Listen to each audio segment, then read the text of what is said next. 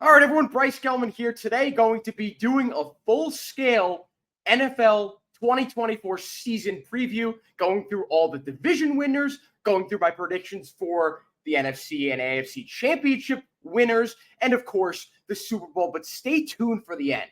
I know I usually do New York sports. I'm a Giant guy. I do One Giant Step with Sean Morash. Check that out, shameless plug. But at the end, I'm going to be giving my full season prediction for the New York Football Giants. But without further ado, and I'm not going to spend too much time in each division, just going to give you my basic thoughts on who's going to win each. But let's start here. Let's start with the NFC East. Of course, the Giants division. There has not been a repeat winner of the NFC East since 2004. Cowboys won it last year. I think the streak continues this year. I think the Eagles, for them, this is their division to lose. I think that with all of the hoopla that happened at the end of the year, all of the lack of trust I have in Nick Sirianni, I trust Mike McCarthy and the Dallas Cowboys even less. So I think by default, the Eagles are going to win this division. By how many games, how many wins they have, who knows? I think with the addition of Vic Fangio as the defensive coordinator, you are going to see less of a trickle-down effect of the incompetence of Nick Sirianni, specifically on the defensive side of the ball. I understand that wasn't their Achilles heel at the end of last year, was their offensive incompetence, but we'll see. I mean, they have the weapons necessary on offense. They add Saquon Barkley, so their run game is certainly going to be better than it was last year, but who knows? Who knows with them? They are going to win the division, though. There won't be a repeat winner. I think the Cowboys just are they're going to struggle. It's hard to recover from a loss like the one they experienced last year against the Packers in the divisional round. And Dak is on the outs. He is probably playing his last year with the Cowboys. Mike McCarthy is probably coaching his last year with the Dallas Cowboys. I think that all that being said, it's going to be extremely tough for them to go out and compete this year. So I think the Eagles win the NFC East. I put money on that. That's how confident I am in it. Like, the Commanders they're not going to have this magical season. Jaden Daniels is not going to turn into prime RG3. That's not going to happen. There are significant steps that need to be made by both the Commanders and the New York Giants for them to be competitive in the division. It's the Eagles' division for the future.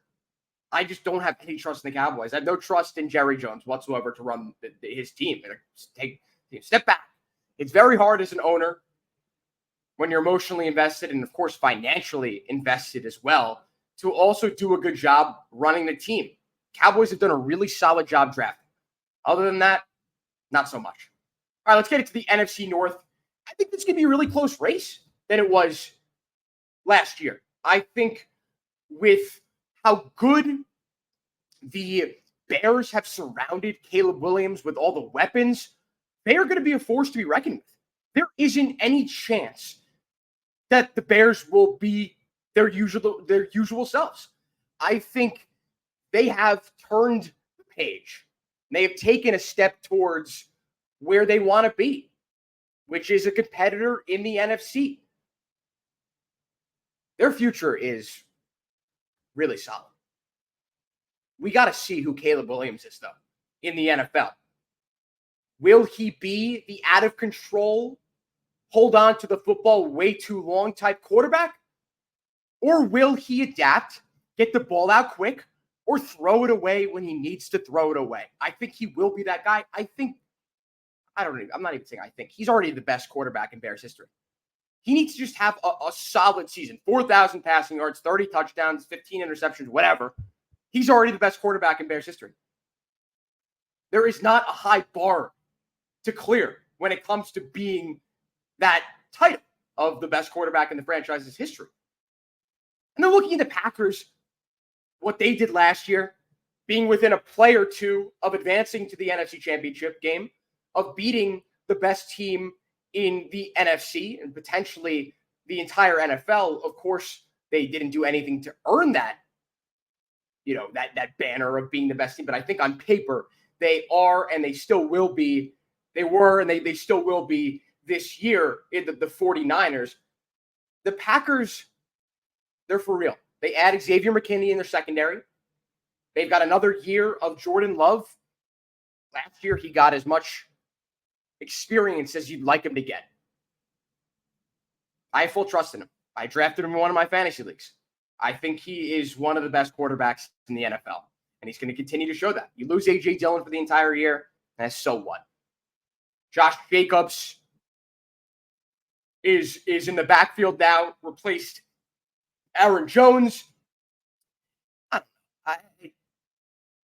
I'm not too high on the idea of having Josh Jacobs as your one back. Of course, what are you going to do? You lost A.J. Dillon. So either way, he's a better running back, I think, than Aaron Jones. And you're going to see that. It's just unfortunate that the Packers, who love the running back by committee, to have two guys in there. There's a reason why Aaron Jones was never taken higher than the third or fourth round in most redraft fantasy leagues. It's because A.J. Dillon took a lot of his touches. Josh Jacobs is going to be a stud for fantasy owners. Just remains to be seen if he can stay healthy. I think the Packers are going to compete for the division. They are going to come within one or two games, but I think at the end of the day, the Lions are going to win the division. They're just so solid. They really are. I love their roster. They're probably my second favorite team in the NFC. There's just so much to root for them. The culture, the storyline, which I'm going to get into. A lot more about that organization that draws you in as a fan. I rooted for them extremely hard last postseason. I saw how close they came to beating the 49ers and advancing to the Super Bowl. They came within one game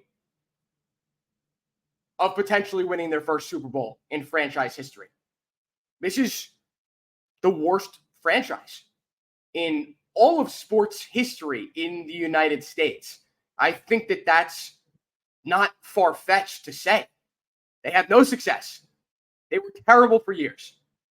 Now they're not. But the division just got a lot more tough. They have no competition with the Vikings. They really don't. The Vikings are a rebuilding team. They lost a few big pieces. Danielle Hunter. They lost, of course, Kirk Cousins. And more importantly, they lost their quarterback of the future for the year. And they lose out on a year of development. Even though it looked like Sam Darnold was going to be the starter from day one, there was a reasonable chance that J.J. McCarthy would have taken over by midseason or by the end of the year, whatever. He would have gotten reps, and now he's not. So they have no chance. The Lions are going to win the division. I think they're going to win it with 11 games, and I think the Packers are going to win 10. It's going to be a very close division there. You can't count out the Bears, though. The Bears are going to win 9-10 games. They will. They have the weapons on offense. Their defense is pretty solid. There was no doubt in my mind that the Bears are going to be competing for divisions in these next coming years. And there is a reasonable chance that the NFC North becomes the best division in football, replacing the AFC North, which we are going to get to very soon. But let's move on. I got the Lions winning the division. NFC South. This is easily the Falcons' division to lose. They're going to win 11 games. The Buccaneers, the only other team that realistically has a chance in the division. Not too high on the Saints. I don't know. I really believe in the Falcons. Kirk Cousins. You get Arthur Smith out of town. You've got Bijan. You've got Drake London. You've got the best project in football in Kyle Pitts. Who knows what's going to happen there? Will he blossom into the player everyone thought he would be when the Falcons spent a top 10 pick on him in the NFL draft? The Falcons are going to win that division. I think that's a layup. There really shouldn't be any excuses there. They improved a lot on defense as well, bolstering their secondary, making a few recent signings. Are you trading for Matthew Judon? I love what the Falcons have. I really do. They're going to win the division. They are. All right, let's move on. NFC West, 49ers win it next. No point. I mean, there's no chance. I mean, listen, the Rams are a really solid football team. No matter their past success,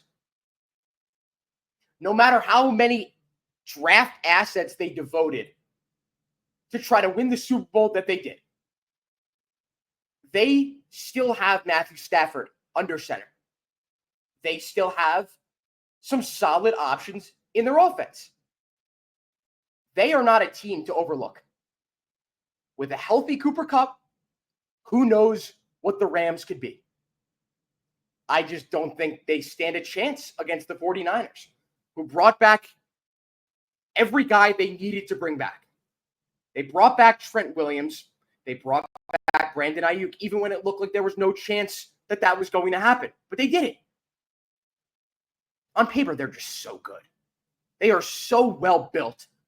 And it's an absolute travesty that they haven't had more success than they've had in the past. They're like the New York Yankees, constantly competing in the playoffs, in the postseason, and then floundering when it matters the most and not getting to the promised land. Even though they did this last year, that's honestly terrible comparison. The Yankees haven't even made the World Series in 15 years. I digress. You get my point, though. Let's move on to the AFC East. And this is an interesting one. I'm from the New York area. I like to talk to Jets from time to time. This is the Jets' year to win the division. This is their year to make the playoffs for the first time since 2010. This is their year to get every single one of their fans' hopes up. And as you'll find out later in my predictions, let them all down catastrophically in heartbreaking fashion. Stay tuned for that.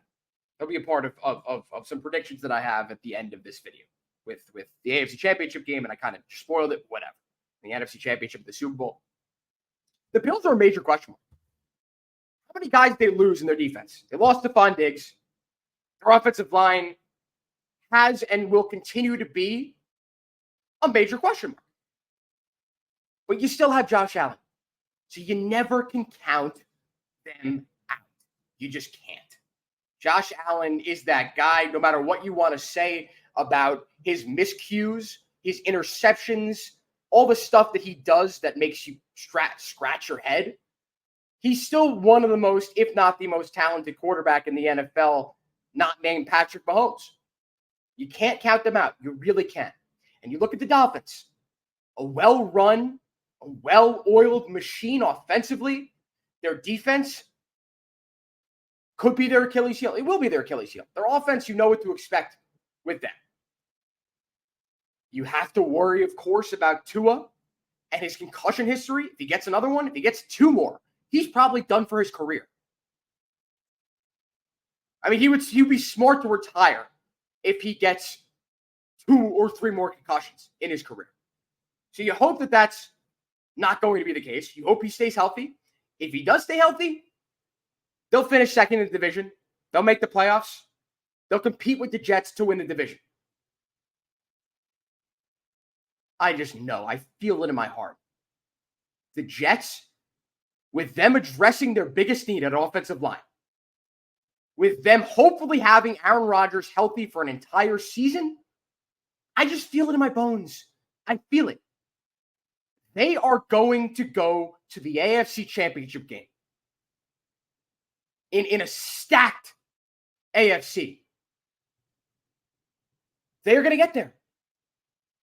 They have very little holes. I don't even know if that was correct. The English language. I think I misused that word.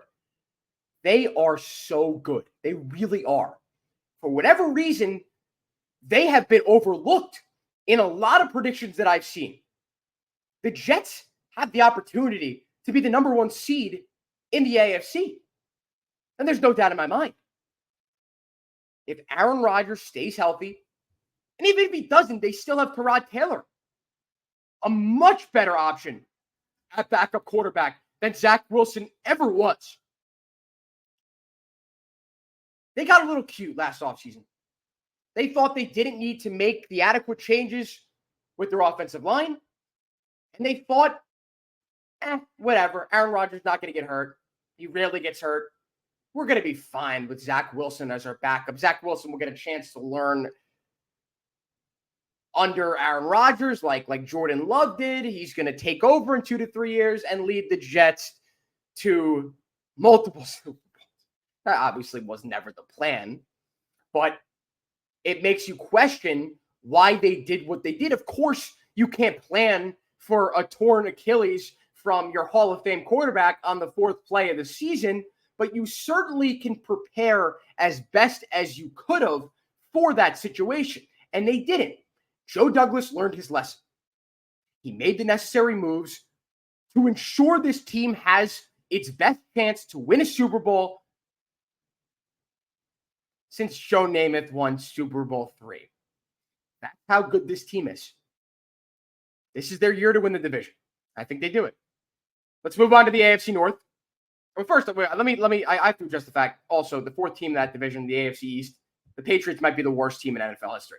Let's move on now. AFC North, probably the best division in football as it's been for the last, 10, 15 years, just so consistently good. Now the Browns are not a dumpster fire and a laughing stock. I think the Bengals are winning the division. I really do. I just think with a healthy Joe Burrow, the Bengals are hard to stop. Of course, we have to see what happens with Jamar Chase. All signs are pointing towards, knock on wood, I don't know. I have him in fantasy. Of course, I took him with the 4th pick, but all signs are pointing to him playing, but he could hold out at any point. It makes no sense to me, though, why the Bengals haven't just caved. They're going to have to pay him either way. They're not letting go of Jamar Chase. I can guarantee you that. Anyone who watches football, who follows the sport, understands that that is one of the top 3 or 4 wide receivers in football. That's not a guy you let go. Especially the connection with the quarterback, Joe Burrow. A quarterback wide receiver duo that was established in college that has had years to mold into this perfect yin and yang between those two guys. They're bringing him back. Just pay the man, please. Pay the man. Can't deal with this. Who knows what the Steelers are going to be with Russell Wilson?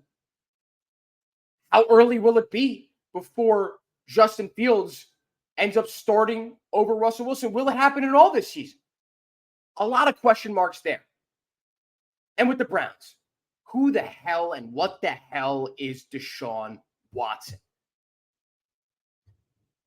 He looked like an average quarterback last year.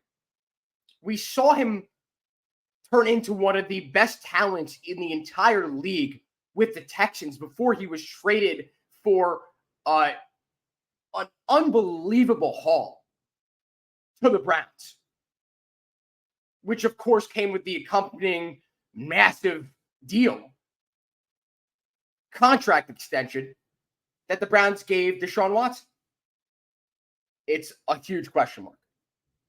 Will he be able to return to form? I say no. I do also think that every team in the AFC North finishes above 500. That's not a crazy thing to say. I'm sure you'd find a lot of people that agree with that. The Bengals are winning that division, though. I feel it. AFC South. This is the Texans' division to lose. It really is. There is no chance, in my mind, of the Texans losing this division unless 2 things happen. And these are 2 huge ifs. Trevor Lawrence starts playing like the generational quarterback prospect that he was supposed to be when drafted first overall in the 2021 draft. That needs to happen. The other thing is we need to see what Anthony Richardson is. He needs to stay healthy over an entire season. We need to see if he is this freak of nature with his arm and his legs, Will he turn into the massive superstar that people tend to think he could be? I don't know, though.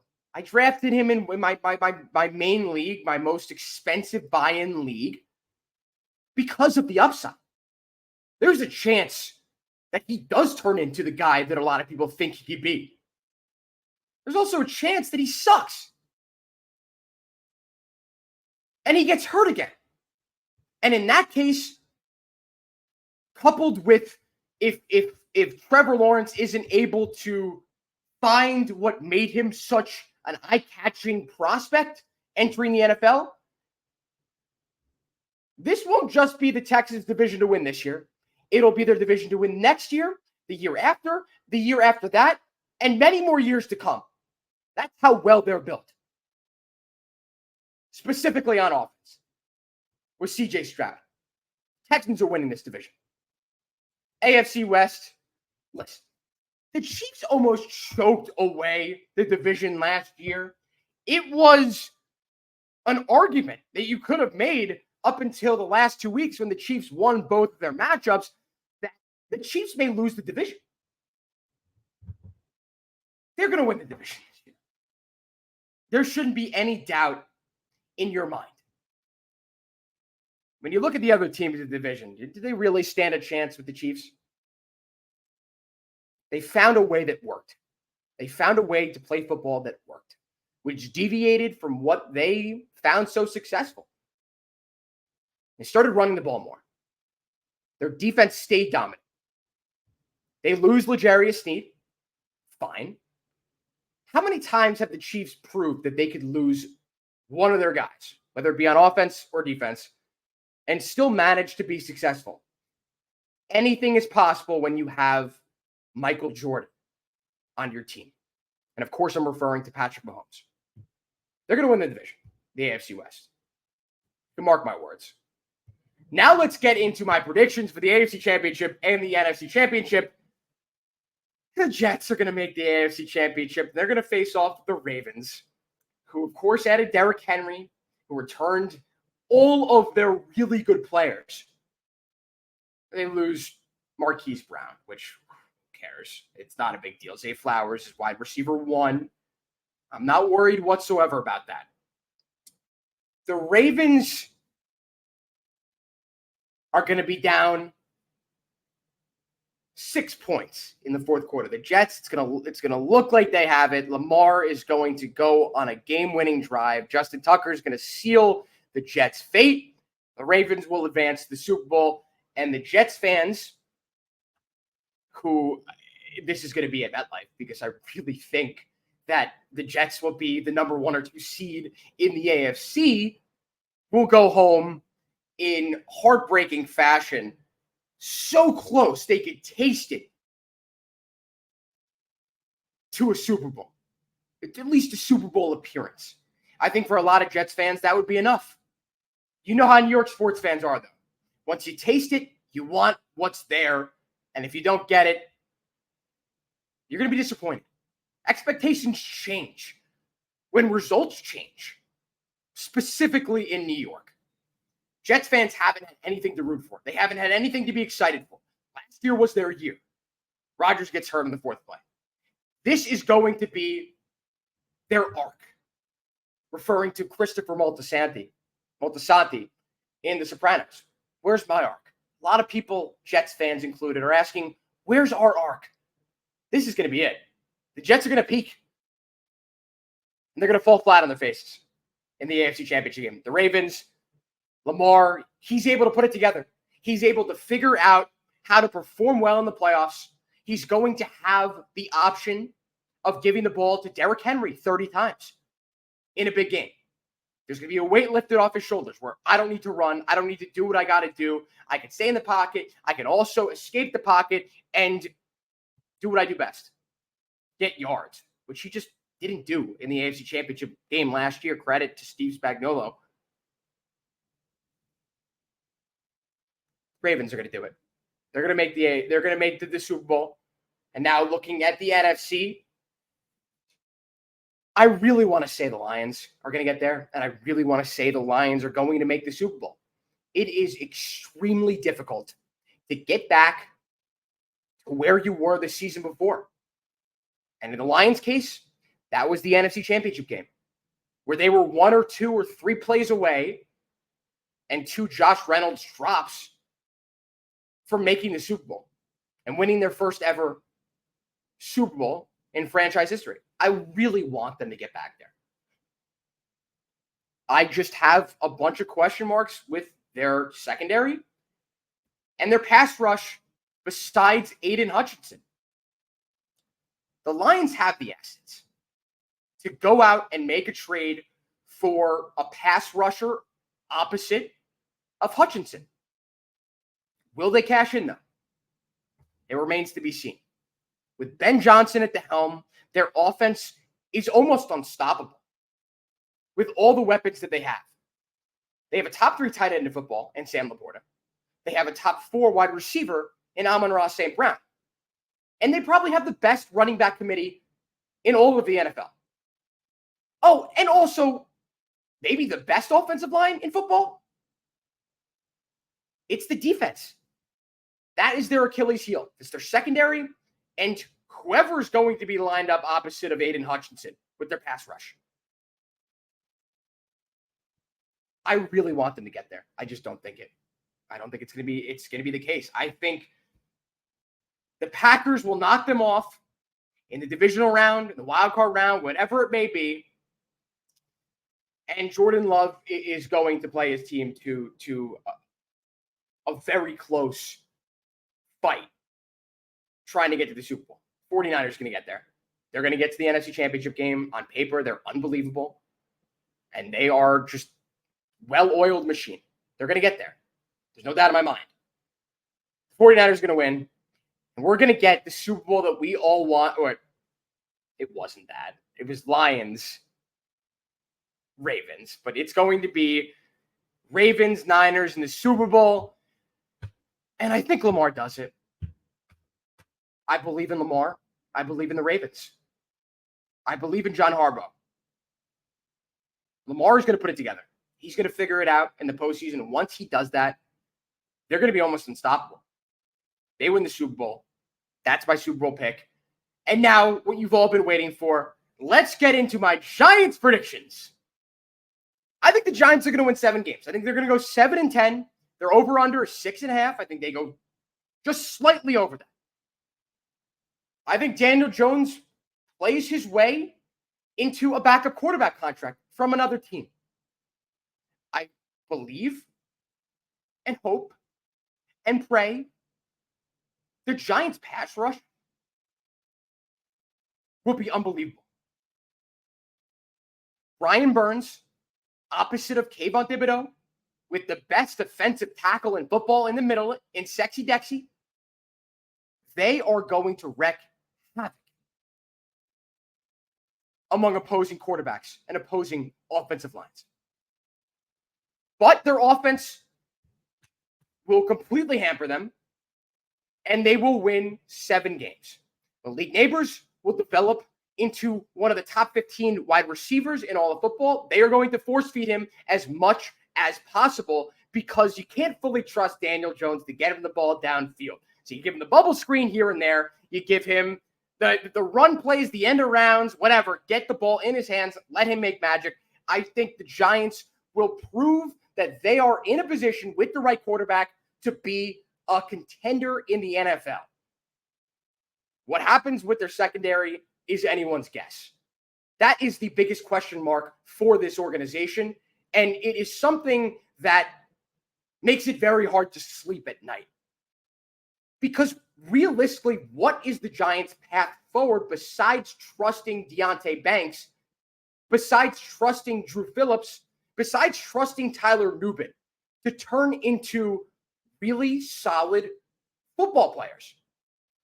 Deonte Banks is not a cornerback 1. I think his potential is a really solid second cornerback on your roster. I have no idea what to expect with Drew Phillips and Tyler Nubin. You lost Xavier McKinney. You lost Saquon Barkley. You built where it mattered the most, though. That is something that I can hang my hat on. If you're a Giants fan as well, you also can hang your hat on that. The Giants have the foundation built.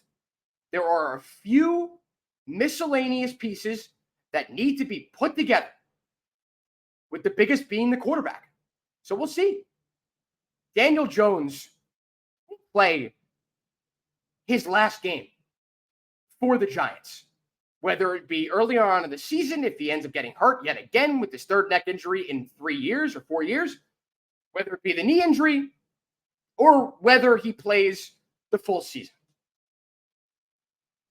That's it for Daniel Jones with the Giants. And the Giants will have an opportunity to go out. Hopefully, I know this is a weak quarterback class, so they kind of screwed themselves, shot themselves in the foot by winning 3 straight games with Tommy DeVito last year. They're going to do with what they're given. They're going to play with the cards that they're dealt. I think Shane stays. I think Dable stays. They know what they're doing. They do. They were just given an awful situation by Dave Gettleman. That'll do it for this full 2024 NFL season preview. I'm extremely hyped for this football season. As I've mentioned multiple times, it's the best time of the year. You get the MLB postseason, NFL kicks into full gear, the NBA is back right around the corner. Exciting times to be a sports fan. Not as exciting of a time to be a fan of the Giants, who still employ Daniel Jones. That'll do it for this episode. I'm Bryce Gelman. Check out One Giant Step coming out tomorrow morning with Sean Morash and myself. Our big Week 1 Giants-Vikings preview. That'll be out tomorrow morning. I'm going to link that in this video. I'm going to tweet that out as well. You can follow me on social media at Bryce Gelman. I believe that's my handle everywhere. So if you want to follow me on Instagram, wherever, you follow me at Bryce Gelman. And you check out One Giant Step, which comes out tomorrow morning. All right, appreciate everyone. I will talk to you all tomorrow in a live stream about whatever I decide to talk about.